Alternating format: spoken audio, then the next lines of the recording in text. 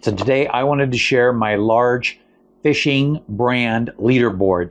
Now this is the largest size that I have, and I think it's the largest size that they make. And this is the only one that I use in this direction. Sometimes if I have some longer leaders, I'll wrap them on the long way. But typically what I do is, as I'm going through the fishing day, I start out with this board completely empty. And then what I do is I put my used leaders on here. My favorite thing about that is it keeps these kind of things off the bottom of my boat, so that way people don't accidentally step on them and damage them.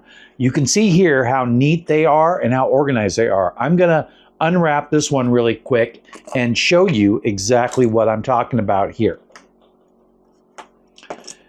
In the board itself, it has these little slots that run throughout there, which are great for jigs. So if you have a large jig box, you can organize a large amount of them in there, and you just stuff them in and they're sitting in there perfectly all the time.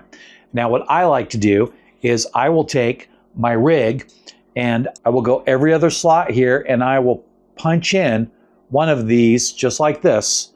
And if you have all singles, you can go every slot without a problem, and they won't conflict. If you have trebles, you kind of need to switch every other one so it gives enough space. So I'll line it up just like that. And then I will take it and go to the slot to the forward side and then wrap it back like that. Make sure that you get underneath that hook. You don't want to get the hook included in there. And then in this one here, the length is just right to come through that slot again. But if it's not, you can find an empty slot and push it through, either through the front like this or through the back if it ends on the back, depending on the length of your leaders.